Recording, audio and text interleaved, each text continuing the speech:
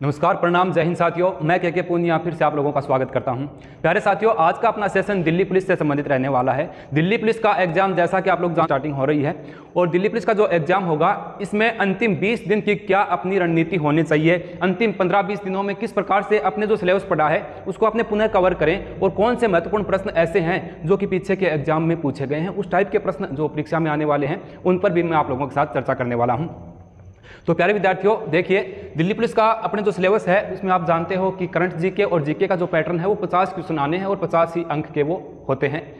उसके बाद में 15 क्वेश्चन मैथ के हैं जो कि 15 अंक के हैं, कंप्यूटर का कुछ भाग है, रीजनिंग के कुछ प्रश्न हैं। इन प्रश्नों के अलावा कुछ अन्य महत्वपूर्ण प्रश्न होते हैं जो कि मैथमेटिक्स और रीजनिंग के मिला जुला एक भाग होता है। उन प्रश्नों को लेकर के मैं यहाँ पर आप लोगों के साथ उपस्थित हुआ हूँ। उनको अपने अच्छे से देखेंगे कि इस प्रकार के प्रश्न आते हैं तो अपने को किस प्रकार से इन प्रश्नों को हल करना है। ठीक है, दिल्ली पुलिस का एग्जाम मैंने शायद काफ़ी बार पीछे दिया था, 3-4 बार उस समय। उसके बाद राजस्थान पुलिस में सिलेक्ट हुए तो दिल्ली पुलिस का मेरा भी काफ़ी अनुभव रहा है पेपर देने का। किस प्रकार के प्रश्नों को अपने किस प्रकार से हल करेंगे इस पर भी अपने चर्चा करेंगे। बात कर रहे हैं दिल्ली पुलिस से संबंधित। यहाँ मैंने लिखा है दिल्ली पुलिस इंपॉर्टेंट क्वेश्चन जो हैं, इन पर मैं विशेष रूप से आप लोगों के साथ ये पैटर्न जो है उसको साझा करूँगा। इससे पहले मैं आप लोगों के इसके सिलेबस पे लिए चलता हूँ एक बार। हाँ प्यारे मित्रों, यहाँ पर देखिए आपका जो सिलेबस है इसमें जीके और करंट जीके का जो पैटर्न है वो आप लोग जानते हो कि 50 क्वेश्चन आने हैं और 50 ही अंक के हैं। ठीक है, और 0.25 आपकी माइनस मार्किंग है, ये आप लोग इसके बारे में भी जानते हो। यहाँ पर रीजनिंग का जो पार्ट है वो 25 क्वेश्चन आने हैं और 25 ही अंक के हैं। इसके कुछ महत्वपूर्ण प्रश्न हैं, उन पर मैं आप लोगों के साथ यहाँ पर कुछ चीज़ें साझा करूँगा। मैथमेटिक्स जो कि दिल्ली पुलिस का सबसे अहम हिस्सा अपने मान के चलें, अगर फाइनली अपने मेरिट में सेलेक्ट होते हैं तो इसमें मैथ का महत्वपूर्ण योगदान पहले भी रहा करता था, वर्तमान टाइम में भी। मैथ के जो प्रश्न हैं वह मेरिट बनाते हैं। अंतिम जो परिणाम सूची जारी होती है उसमें मैथ के प्रश्न काफ़ी मायने यहाँ पर रखने वाले हैं। 15 क्वेश्चन हैं और 15 ही अंक के रहने वाले हैं। कंप्यूटर के 10 प्रश्न हैं, 10 ही अंक के हैं। टोटल मिलाकर के 100 नंबर का आपका पूरा सिस्टम जो है ये रहने वाला है। इसमें आज के अपने सेशन में मैं कुछ चीज़ें आपको रीजनिंग और मैथ वाला जो पार्ट है इसका मिला जुला एक मिश्रण रूप होता है, उसकी बात मैं यहाँ पर आप लोगों के साथ करने वाला हूँ। तो मैं आपको लिए चलता हूँ इसी पैटर्न में। सबसे पहले जो प्रश्न बनता है उस पर, तो यहाँ इस प्रश्न को आप देखिए, इस प्रकार के प्रश्नों को आप विशेष रूप से ध्यान से देखिएगा। यहाँ पर ये रीजनिंग का प्रश्न बनता है। एक वन में कुछ बाघ और कुछ मयूर हैं, उनके कुल सिरों की संख्या 90 है और पैरों की कुल संख्या 240 है। वन में बाघों की कुल संख्या और मयूर की कुल संख्या, ठीक है, अर्थात बाघ व मयूर के जो कितनी संख्या है उसको ज्ञात करना है। इस प्रकार का जो प्रश्न होता है उसकी एक आसान सी शॉर्ट ट्रिक होती है। आप में से कुछ विद्यार्थी उस ट्रिक को जानते भी हैं। नेक्स्ट क्लास में जो लेकर के आऊँगा उसमें मैं आप लोगों को इसके बारे में बताऊंगा कि किस प्रकार से इस प्रश्न को हल करना है। आज के सेशन में बेसिकली मैं आप लोगों को ये बताना चाहता हूँ कि इस प्रकार के जो अन्य इंपॉर्टेंट प्रश्न होते हैं जो कि मैथ और रीजनिंग का मिला जुला रूप होता है उनको आप विशेष रूप से अंतिम दिनों में, इनमें जो 15-20 दिन का जो आपका समय है, जो आपकी रणनीति है, उसमें ज़रूर देखिएगा इन प्रकार के प्रश्नों को। ठीक है, आगे मैं आपको लिए चलता हूँ। यह जो प्रश्न है, इस प्रकार के प्रश्न, इससे मिलते जुलते जो प्रश्न हैं उसको भी आप अच्छे से पढ़कर जाइएगा। ये प्रश्न कैसे हल होता है इसके बारे में अपने नेक्स्ट क्लास में अपने चर्चा करने वाले हैं। बेसिकली मैं आप लोगों को कुछ हिंट देने के लिए यहाँ इस सेशन में बता रहा हूँ। एक पार्टी में 10 व्यक्ति हैं, यदि उनमें से प्रत्येक ठीक एक बार दूसरे से हाथ मिलाता है तब हाथ मिलाने की कुल संख्या क्या होगी। तो ये जो प्रश्न है इसका जो सूत्र होता है n × n-1, इस प्रकार से जो सूत्र होता है उसके अकॉर्डिंग इस प्रश्न को निकाला जाता है।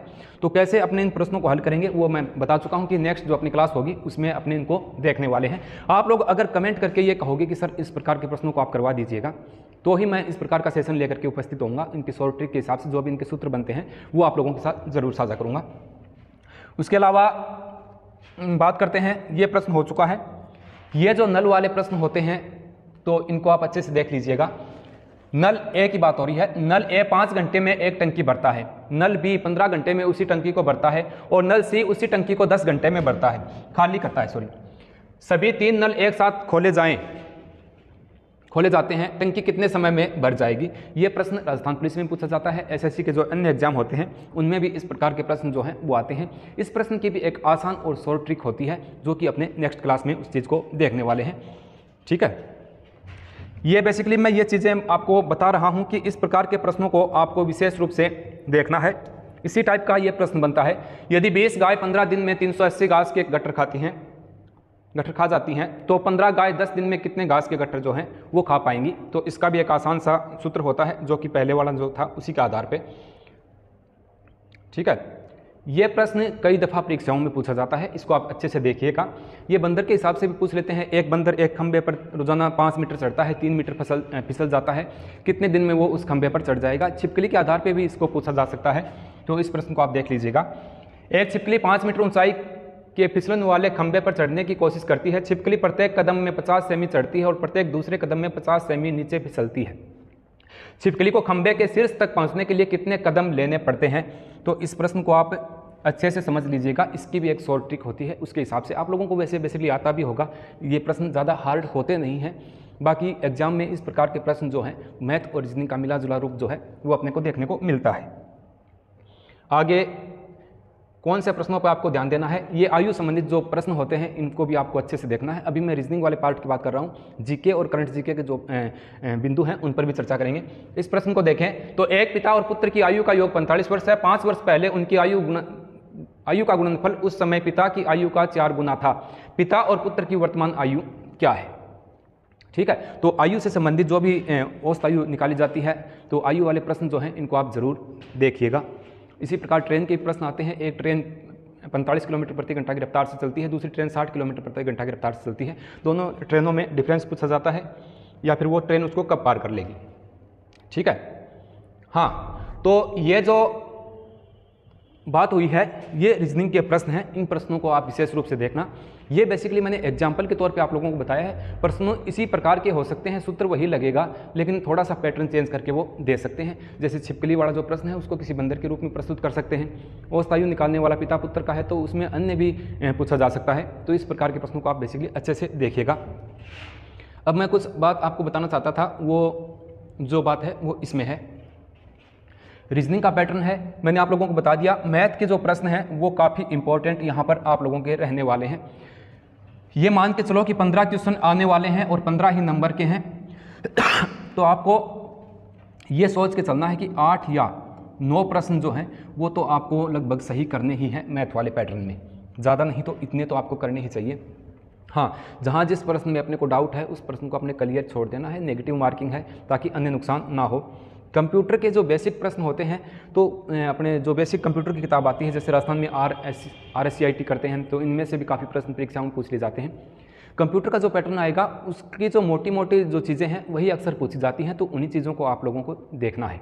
ठीक है, हाँ, जीके और करंट जीके का जो पैटर्न है इसमें आप लोगों ने पूरा पैटर्न पढ़ लिया होगा। अब ये आपका जो समय बचा है 15 दिन का, इस समय में आप एक बार पुनः रिवीजन कर लीजिएगा मोटे मोटे तौर पे। जो भी महत्वपूर्ण टॉपिक बनते हैं जैसे भारत के प्रमुख मंदिर हैं या अन्य गुफाएं वगैरह जो पूछी जाती हैं, एलोरा अजंता की गुफाएं या फिर कोणार्क के सूर्य मंदिर हैं, जो चुनिंदा प्रश्न हमेशा दिल्ली पुलिस में आते हैं, तो जो मोटे तौर के प्रश्न होते हैं उनको आप अच्छे से देख लीजिएगा। हाँ, करंट जीके में जो भारत में और या जो अन्य स्टेट में जो भी कोई बड़ी घटनाएँ हुई हैं, विशेष रूप से राजनीति के जो बड़े प्रश्न बनते हैं पॉलिटिकल के, वो उनको देखना है। करंट अफेयर में खेलों से संबंधित जो महत्वपूर्ण खिलाड़ी हैं और कौन सा पदक किसने जीता है, इसको बेसिकली आप लोगों को देख के जाना है। यहाँ से प्रश्न पक्का आएगा, एक प्रश्न राजनीति का आएगा, एक प्रश्न अपने खेलों से संबंधित आएगा, किसी भी एशियन गेम से पूछ लेंगे, अन्य किसी गेम से पूछ लेंगे, या रिवार्ड वगैरह है वहाँ से भी प्रश्न आएगा। एक प्रश्न विज्ञान से संबंधित होगा जो कि करंट के अनुसार होगा। जैसे अपने अभी चंद्रयान 2 वहाँ गए हैं, अपने चंद्रयान 2 को भेजा गया है, तो उस हिसाब से वहाँ उसकी जो भी थ्योरी पूरी बनती है उसको आप अच्छे से पढ़ लीजिएगा। उसके जो डीपली प्रश्न बन सकता है वहाँ से भी दिल्ली पुलिस में यहाँ SSC द्वारा प्रश्न बनाया जा सकता है। तो एक प्रश्न साइंस से संबंधित भी अपने को करंट में देखने को मिल सकता है। ठीक है, उसके अलावा कोई बड़ी ट्रेजेडी अगर इंडिया में हुई है या किसी भारत देश में हुई है, भारत के अलावा भी अन्य जैसे इजराइल का या कोई फ्रांस का, इनका कोई मैटर है, तो कोई सीमावर्ती मैटर है, तो उन चीज़ों को भी आपको अच्छे से देखना है। कहने का मतलब जो भी राष्ट्रीय और अंतर्राष्ट्रीय स्तर की कोई बड़ी घटना हुई है जो कि पूछी जा सकती है, ऐसी चीज़ों को विशेष रूप से देखना है। और विशेष पदाधिकारी जो कोई नवनियुक्त हुए हैं किसी भी स्टेट में, जैसे कोई सर्वोच्च न्यायालय का मुख्य न्यायाधीश, उच्च न्यायालय का मुख्य न्यायाधीश, ऐसी कोई चेंजिंग हुआ है तो उन चीज़ों को भी आप जरूर देखिएगा, क्योंकि करंट जीके का पार्ट जो है ये भी मेरिट बनाता है, गलत होने के चांसेस यहाँ पर रहते हैं। तो मेरे ख्याल से अब अंतिम जो 15 दिन हैं उनमें जीके वाले पैटर्न का रिवीजन करना है। करंट जीके में बड़ी बड़ी जो घटनाएं हुई हैं उनको देखना है। रीजनिंग में मैंने आपको बता दिया, अभी जो मैंने टाइप बताई है पीछे, इस प्रकार के प्रश्न अगर बनते हैं आप उनको ज़्यादा से ज़्यादा हल कीजिएगा। उसके एक प्रश्न तो अपने मैथ वाले पैटर्न में देखने को मिलेगा, 2 रीजनिंग में अपने को देखने को मिल सकते हैं। हाँ, अगर आप ये कहोगे कि सर इस प्रकार के प्रश्न हमें कुछ 15-20 प्रश्न हल करवाइए, तो मैं कल की क्लास में आप लोगों के लिए ज़रूर लेकर के उपस्थित होऊंगा। मैथ में मैंने आपको बता दिया, आप लोगों ने अच्छे से पढ़ भी रखा होगा। कई बच्चों को मैथ अच्छी आती है तो वो जाहिर सी बात है यहाँ पर 13 से लेकर के 14 तक भी सही करके आएंगे, और कंप्यूटर के बारे में बातचीत हो चुकी है। तो ये दिल्ली पुलिस से संबंधित जो भी आपने सूचना मांगी थी मेरे से वो मैंने आप लोगों के साथ साझा की है। अगर आप इस वीडियो को अच्छा रिस्पांस मिलता है, बच्चे आप लोगों की मांग होगी कि सर इस प्रकार के प्रश्न हल करवाइए, या अन्य कोई महत्वपूर्ण जानकारी होगी, तो आप लोग बताओगे, उसके अकॉर्डिंग मैं उन्हें एक वीडियो लेकर के उपस्थित होऊंगा। मिलते हैं किसी नेक्स्ट सेशन में नई जानकारी के साथ, तब तक के लिए नमस्कार, जय हिंद।